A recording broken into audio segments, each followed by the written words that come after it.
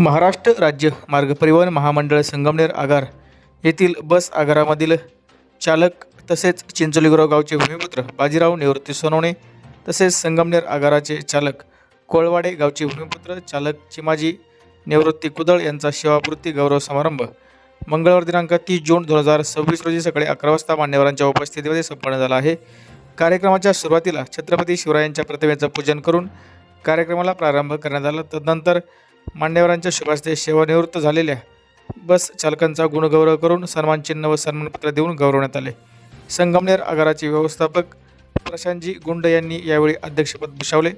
संगमनेर बस आगाराचे चालक बाजीराव सोनवणे त्याचबरोबर चिमाजी कुदळ यांचा सेवापूर्ती कार्यक्रमाप्रसंगी विचारमंचावर कार्यशाळा अधीक्षक निलेश करंजकर, स्थानक प्रमुख वसंत गंभीरे, वाहतूक अधीक्षक गिरीश खेमनर, सेवानिवृत्त अधिकारी साजिद खान पठाण, वारकरी संप्रदायाचे भूषण हरिभक्तपरायण अरुण महाराज दिघे आदींसह महाराष्ट्र राज्य मार्ग परिवहन महामंडळ संगमनेर आगारामधील चालक, वाहक, अधिकारी, कर्मचारी व सोनवणे तसेच कुदळ परिवारावर प्रेम करणारे सर्वच नातेवाईक मंडळी, पाहुणे मंडळी मोठ्या संख्येनं बाजीराव सोनवणे व चिमाजी कुदळ यांच्या सेवापूर्ती कार्यक्रमास उपस्थित होते।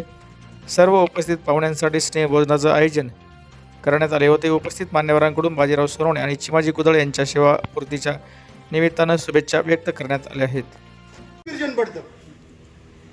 कारण एसटी जरी फुकट असली तर सुट्टी आपल्या बापाच्याला कोणी देत नाही।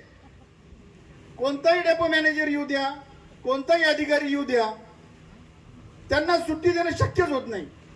कारण जिथं तिथं मॅन पॉवर कर्टेलमेंट झालेलं असतं, मनुष्यबळाची कमतरता असते। आज नाही उद्या नाही, आज नाही उद्या नाही करता करता त्याची पूर्ण आयुष्य राहून जातं। अहमदनगर अहिल्यानगर विभागात मी स्वतः नोकरी केली, मी अजून पारनेर डेपो पाहिलेला नाहीये।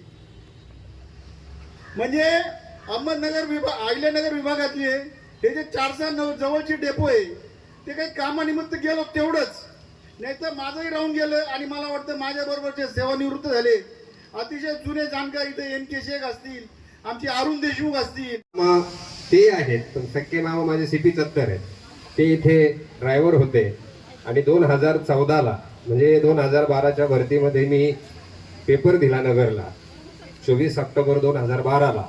त्यानंतर इथे 89% घरी होता आणि 55% मी पालघर डिव्हिजनला कंडक्टरमध्ये जॉईन झालो। 26 मे 2014ला माझी पालघर डिव्हिजनला निवड झाली आणि 11 सप्टेंबर 2014ला ज्यावेळेला डेपो द्यायचा दिवस आला, डेपो द्यायचा दिवस आल्यानंतर माझ्या मनामध्ये इतकी धाकधूक होती का पालघर डिव्हिजन मी फिरून पाहिलं बऱ्याच वेळा, 4 वेळा माझा जाण्याचा योग आला। पालघरला ज्या वेळेला गेलो तर रेल्वे स्टेशनला झोपायचं आणि सकाळी उठून डिव्हिजन ऑफिसला जायचं। मग जे अगदी रेल्वे ट्रॅक ओलांडायचं आणि डिव्हिजन ऑफिस तिथे होतं। आपल्यासारखी लोकांची सेवा ही काही साधी नाहीये।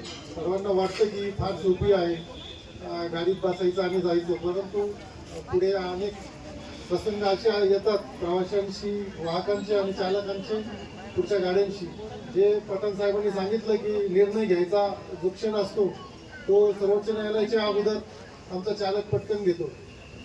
असो, एसटी महामंडळामध्ये महाराजांनी सांगितल्याप्रमाणे की निश्चितच आमच्या वेतन कमी आहेत आणि सर्व चालक वाहकांना संपत्ती कमवता येत नाही, परंतु आमच्या समाधानी प्रवासी हाच खरं म्हणजे आमच्या चालक वाहकांची खरी संपत्ती असते।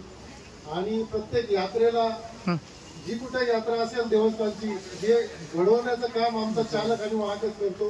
प्रत्येकाला भक्ती भावाने त्यांना सोडतो, त्यांना इच्छित स्थळी सोडल्यानंतर त्यांचं दर्शन झाल्यानंतर पुन्हा तो घरी घेऊन येतो। ही सेवा म्हणजेच आमची खरी संपत्ती आहे। एसटी महामंडळाच्या कर्मचाऱ्यांचा दिलदार माणूस अक्षरशः मी कुठल्याही खात्यात पाहिलेला नाही।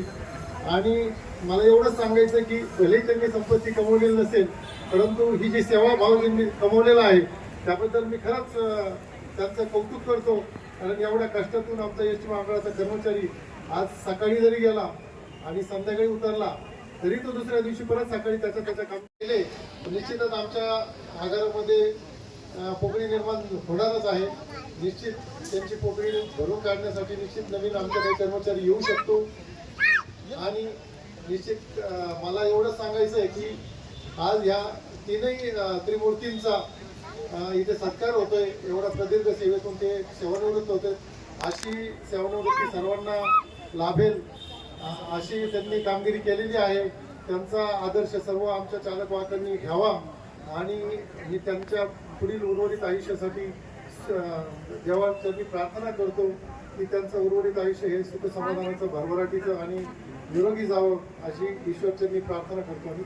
डेपोमध्ये आपल्या आगारातील सर्व कर्मचारी व अधिकारी पुढे मी आत्तापर्यंत मला जे सहकार्य केलं माझ्याबरोबर ड्युट्या केल्या एवढ्याचे मी आभार मानतो आणि इकडे उपस्थित असलेल्या सर्वांची आभार मनापासून आभार मानतो. सर्वांनी